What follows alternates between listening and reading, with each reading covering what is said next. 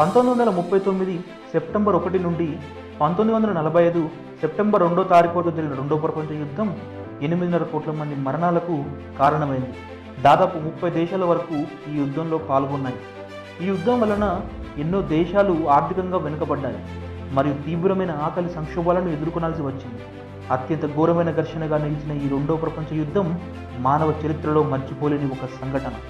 ఈ యుద్ధం ముగిసిన తరువాత అసలు ఈ మానవ ప్రపంచానికి మళ్ళీ ఇలాంటి పరిస్థితి రాకూడదని, అంతర్జాతీయంగా శాంతి భద్రతలను కాపాడడానికి, దేశాల మధ్య ఒక ఫ్రెండ్లీ రిలేషన్షిప్స్ని ఇంప్రూవ్ చేయడానికి, సామాజిక పురోగతిని, మంచి జీవన ప్రమాణాలను, మానవ హక్కులను ప్రోత్సహించడానికి దాదాపు 50 దేశాలు కలిసి 1945 అక్టోబర్ 24న ఏర్పాటు చేసిన ఒక ఇంటర్ గవర్నమెంటల్ ఇంటర్నేషనల్ ఆర్గనైజేషనే ఈ యునైటెడ్ నేషన్స్. దీనినే మనం ఐక్యరాజ్య సమితి అంటాం. దీని యొక్క హెడ్ క్వార్టర్స్ న్యూయార్క్లో ఉంది.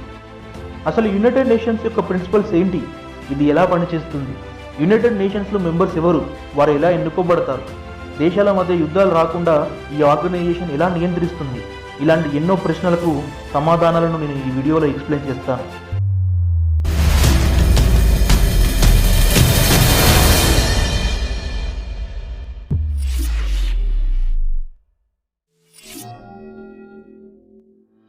ఇప్పటి వరకు ఈ యునైటెడ్ నేషన్లో 193 దేశాల దాకా మెంబర్స్గా ఉన్నాయి. ఈ యునైటెడ్ నేషన్స్ ఫామ్ అయ్యేటప్పుడు 51 దేశాలు ఈ ఆర్గనైజేషన్ యొక్క రెగ్యులేషన్స్ అండ్ కండిషన్స్ని ఒక డాక్యుమెంట్గా చేసి దాని మీద సైన్ చేశాయి. దీనినే మనం చార్టర్ అని అంటాం. యునైటెడ్ నేషన్లో జాయిన్ అయ్యే ఏ దేశమైనా కూడా ఈ చార్టర్లోని నియమాలను పాటించాల్సిందే. అసలు ఈ ఆర్గనైజేషన్ యొక్క ప్రిన్సిపల్స్ ఏంటంటే, ఈ ఆర్గనైజేషన్లో ఉన్న ఏ దేశం మధ్య కూడా తక్కువ ఎక్కువలంటూ ఉండవు. అన్ని దేశాల యొక్క సార్వభౌమత్వం ఇక్కడ సమానమైనది. యునైటెడ్ నేషన్ యొక్క చార్టర్ కింద తమ బాధ్యతలను మంచి విశ్వాసాలతో నెరవేరుస్తామని ప్రతి దేశంలోని మెంబర్స్ కూడా ఇక్కడ ప్రమాణం చేయాలి. అన్ని దేశాల వారు తమ యొక్క అంతర్జాతీయ వివాదాలను శాంతియుత మార్గాల ద్వారా శాంతి భద్రతలకు మరియు న్యాయానికి ప్రమాదం లేకుండా పరిష్కరించుకుంటామని ఇక్కడ ప్రతిజ్ఞ చేయాలి. యునైటెడ్ నేషన్స్ శాంతిని అమలు చేయడానికి పనిచేసేటప్పుడు తప్ప ఏ దేశం యొక్క అంతర్గత విషయాల్లో జోక్యం చేసుకోదు. ఇలాగా ఈ ఆర్గనైజేషన్ అనేది ఎన్నో ప్రిన్సిపల్స్ మీద నిర్మించుకోబడింది. అసలు ఈ ఆర్గనైజేషన్ ఎలా పనిచేస్తుంది అంటే, దీనిలో 6 ముఖ్యమైన విభాగాలు ఉన్నాయి. అవి ఈ ఆర్గనైజేషన్స్కి ఒక పిల్లర్స్ లాంటివి. అవి ఏంటో వరుసగా చూద్దాం. మొదటిది జనరల్ అసెంబ్లీ. యునైటెడ్ నేషన్స్ ద్వారా రికగ్నైజ్ చేయబడిన దేశాలు ఈ జనరల్ అసెంబ్లీలో మెంబర్స్గా ఉంటారు. వారు వారి యొక్క దేశాలను రిప్రజెంట్ చేస్తారు. కొన్ని కమిటీలు అంతర్జాతీయంగా ఉన్న సమస్యలను మరియు వాటిని పరిష్కరించే విధానాలను డ్రాఫ్ట్ రూపంలో కొన్ని తీర్మానాలను చేసి జనరల్ అసెంబ్లీకి పంపుతాయి. ఆ కమిటీలు పంపిన వాటి మీద జనరల్ అసెంబ్లీలో మీటింగ్ జరుగుతాయి. మన అసెంబ్లీ పార్లమెంట్లో ఉన్న విధానంగానే సభలో ఉన్న ప్రతి ఒక్క సభ్య దేశానికి ఒక ఓట్ ఉంటుంది. ఓటింగ్ పద్ధతి ద్వారా ప్రతి నిర్ణయాన్ని లెక్కిస్తారు. Budget, legal, administrative, social, culture, international సెక్యూరిటీతో పాటు ఇతర కౌన్సిల్లోని మెంబర్స్ని ఎన్నుకునే విధానం మరియు ఏదైనా దేశానికి యునైటెడ్ నేషన్స్లో స్థానాన్ని కల్పించే లాంటి ప్రతి ఒక్క తీర్మానం మెజారిటీ ఓటింగ్తో నిర్ణయించబడుతుంది. రెండవ ముఖ్యమైన విభాగం సెక్యూరిటీ కౌన్సిల్. దీనినే United nations security council UNSC అంటాము. దేశాల మధ్య శాంతి భద్రతను కాపాడడానికి ఈ కౌన్సిల్ ఏర్పాటు చేయబడింది. ఈ కౌన్సిల్లో జనరల్ అసెంబ్లీలో లాగా కాకుండా ఓన్లీ 15 మంది సభ్యులు మాత్రమే రిప్రజెంటేటివ్గా ఉంటారు. దీంట్లో 5 దేశాలైన China, France, Russia, United Kingdoms, United States permanent మెంబర్స్గా ఉన్నాయి. మిగిలిన 10 మంది సభ్యులని మాత్రం జనరల్ అసెంబ్లీలో ఓటింగ్ పద్ధతి ద్వారా ఎన్నుకుంటారు. వారి యొక్క కాలపరిమితి 2 సంవత్సరాలు మాత్రమే ఉంటుంది. అందుకే ఈ మెంబర్స్ని నాన్ పర్మనెంట్ మెంబర్స్ అని అంటాము. జనరల్ అసెంబ్లీలో కొన్ని దేశాల మధ్య ఓటింగ్ పెట్టి మెజారిటీ ఉన్న దేశాలను ఈ కౌన్సిల్లో మెంబర్స్గా నిర్ణయిస్తారు. మన భారతదేశం ఇప్పటి వరకు 7 సార్లు ఈ కౌన్సిల్లో మెంబర్గా ఉంది.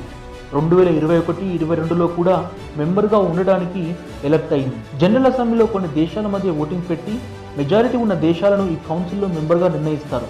అసలు UNSCలో ఈ పర్మనెంట్ అండ్ నాన్ పర్మనెంట్ సభ్యుల యొక్క సంఖ్యను పెంచాలి అనే ప్రతిపాదన 2005లో వచ్చింది.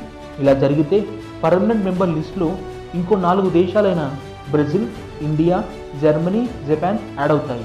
ఇందుకోసం ఎన్నో సమ్మిట్లు జరుగుతున్నాయి.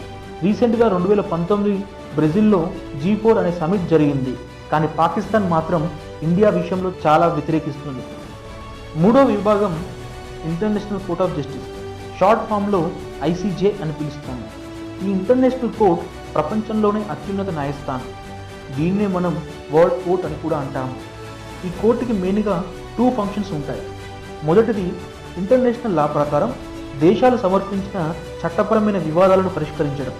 రెండవది యునైటెడ్ నేషన్లోని మిగతా విభాగాలు మరియు కొన్ని ప్రత్యేక ఏజెన్సీలు సూచించిన చట్టపరమైన ప్రశ్నలపై అభిప్రాయాలు ఇవ్వడం. ఈ ఇంటర్నేషనల్ కోర్టులో 15 మంది సభ్యులు జడ్జిలుగా ఉంటారు. వీరిని జనరల్ అసెంబ్లీ మరియు సెక్యూరిటీ కౌన్సిల్ ఎన్నుకుంటుంది. వీరి కాల పరిమితి 9 సంవత్సరాలు. మన భారతదేశం నుండి మొదటి ఇంటర్నేషనల్ కోర్ట్ పర్మనెంట్ జడ్జిగా 1952న బిఎన్ రావు గారు బాధ్యతలు స్వీకరించారు. ప్రస్తుతం మన దేశం నుండి జడ్జిగా ఉంది దళవీర్ భండారీ. ఏప్రిల్ 2012లో బాధ్యతలు స్వీకరించి మళ్ళీ ఫిబ్రవరి 16, 2018లో రీఎలెక్ట్ అయ్యారు. రీసెంట్గా ఇంటర్నేషనల్ కోర్టు ద్వారా భారతదేశానికి అందిన ఒక తీర్పును చూస్తే మార్చి 3, 2016 పాకిస్తాన్లోని బలూచిస్తాన్ అనే ప్రాంతంలో జరిగిన కౌంటర్ ఇంటెలిజెన్స్ ఆపరేషన్ సందర్భంగా భారతదేశ రిటైర్డ్ నావికాదళ అధికారి అయిన కుల్భూషణ్ జాదవ్ను ఉగ్రవాదం మరియు గూఢచార్యం మీద అక్కడి గవర్నమెంట్ అరెస్ట్ చేసింది. జాదవ్ ఒక భారతీయ నావికాదళ అధికారి, కానీ అకాల పదవి విరమణ చేశారని, పదవి విరమణ చేసినప్పటి నుండి ఆయనకు ప్రభుత్వంతో ప్రస్తుతం సంబంధం లేదని భారత విదేశాంగ మంత్రిత్వ శాఖ పేర్కొంది. 2017 ఏప్రిల్ 10న జాదవ్కు పాకిస్తాన్ కోర్టు మరణశిక్ష విధించింది. కానీ జాదవ్కు కాన్సులర్ ప్రవేశం నిరాకరించినందుకు పాకిస్తాన్పై భారత్ 2017 మేలో ఇంటర్నేషనల్ కోర్టు సంప్రదించింది. జాదవ్ మరణశిక్షను రద్దు చేయాలని, అతన్ని వెంటనే విడుదల చేయాలని భారతదేశం ఇంటర్నేషనల్ కోర్టును కోరింది. భారత్ మరియు పాకిస్తాన్ వాదనను విన్న ధర్మాసనం భారత్ వాదనకు అనుకూలంగా తీర్పునిస్తూ జాదవ్ మరణశిక్షను నిలిపివేసింది. ఇది న్యాయపరంగా భారతదేశానికి దక్కిన ఒక అంతర్జాతీయ విజయం. యునైటెడ్ నేషన్లో 4వ విభాగం ఎకనామిక్ అండ్ సోషల్ కౌన్సిల్. ఈ కౌన్సిల్ కంట్రీస్ యొక్క ఎకనామికల్, సోషల్, కల్చర్ అండ్ హెల్త్తో పాటు human rights and fundamental issues యొక్క సమస్యల మీద చర్చలు చేస్తుంది, నిర్ణయాలు తీసుకుంటుంది. ఈ కౌన్సిల్లో 54 మంది సభ్యులు రిప్రజెంటేటివ్గా ఉంటారు. ఈ కౌన్సిల్లోని మెంబర్స్ని కూడా జనరల్ అసెంబ్లీనే ఓటింగ్ పద్ధతి ద్వారా ఎన్నుకుంటుంది. సభ్యుని యొక్క కాల పరిమితి 3 సంవత్సరాలు. ఈ కౌన్సిల్ యునైటెడ్ నేషన్స్ మరియు WHO, ILO లాంటి కొన్ని ప్రత్యేక ఏజెన్సీల పనిని కోఆర్డినేట్ చేస్తుంది. 5వ విభాగం సెక్రటేరియట్. దీనినే మనం యునైటెడ్ నేషన్స్ సెక్రటేరియట్ UNS అంటాము. 6 విభాగాలలో ఇది ముఖ్యమైనది, ఎందుకంటే యునైటెడ్ నేషన్స్ యొక్క కార్యనిర్వాహక పనులన్నీ కూడా ఈ సెక్రటేరియటే చూసుకుంటుంది. General assembly, security council, economic and social council యొక్క నిర్ణయాలను అమలు చేయడంలో ఈ సచివాలయానికి ముఖ్యమైన పాత్ర ఉంది. జనరల్ అసెంబ్లీనే ఈ సెక్రటేరియట్ని నియమిస్తుంది. 140 దేశాల నుండి దాదాపు 37,505 మంది ఎంప్లాయీస్ ఈ సెక్రటేరియట్లో ఉన్నారు. ఆంటోనియో గుటెరస్ ఈ సెక్రటేరియట్కి జనరల్ సెక్రటరీగా ఉన్నారు. యునైటెడ్ నేషన్లో ఆఖరి 6వ కౌన్సిల్ ట్రస్టీషిప్ కౌన్సిల్. ప్రపంచ యుద్ధం తరువాత ఆ యుద్ధంలో ఓడిపోయిన దేశాల నుండి తీసుకున్న వలస రాజ్యాల భూభాగాలు యుద్ధంలో విజయవంతమైన దేశాల చేతికి పోనీయకూడదు, కానీ వారి భవిష్యత్ స్థితిని నిర్ణయించే వరకు అంతర్జాతీయ పర్యవేక్షణలో నిర్వహించబడాలి అనే ఉద్దేశంతో ఈ కౌన్సిల్ ఏర్పాటు చేయబడింది. చార్టర్ ప్రకారం ఈ కౌన్సిల్ స్వయం పరిపాలన లేని భూభాగంలోని ప్రజల యొక్క రాజకీయ, ఆర్థిక, సామాజిక మరియు విద్య పురోగతిపై నిర్వాహక అథారిటీ నుండి వచ్చిన నివేదికలను పరిశీలించి చర్చిస్తుంది. UNSCలోని పర్మనెంట్ మెంబర్స్ అయిన China, France, Russia, United Kingdoms and USA ఈ కౌన్సిల్లో కూడా మెంబర్స్గా నిర్వహిస్తారు. కానీ కాలక్రమేణా ఆ టెరిటరీస్ అన్నీ కూడా స్వాతంత్రం పొందడంతో ట్రస్టీషిప్ కౌన్సిల్ యొక్క పరిమాణం మరియు పనిభారం తగ్గింది.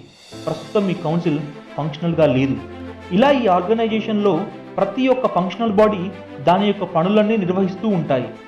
ప్రతి భాగానికి దాని కార్యనిర్వాహక పనిని చూసే ప్రెసిడెంట్ ఉంటారు. ఇక్కడ మనం చెప్పుకోవాల్సిన ముఖ్యమైన విషయం ఏంటంటే ఇంటర్నేషనల్ కోర్ట్ ఆఫ్ జస్టిస్ తప్ప మిగతా కౌన్సిల్స్ అన్నీ కూడా యునైటెడ్ నేషన్ హెడ్ క్వార్టర్స్ అయిన న్యూయార్క్లో ఉన్నాయి. కానీ ఇంటర్నేషనల్ కోర్ట్ మాత్రం నెదర్లాండ్లోని హాగేలో ఉంది. ఇలా ఈ 6 మెయిన్ ఫంక్షనల్ బాడీస్తో పాటు యునైటెడ్ నేషన్లో కొన్ని స్పెషలైజ్డ్ ఏజెన్సీస్ కూడా ఉన్నాయి.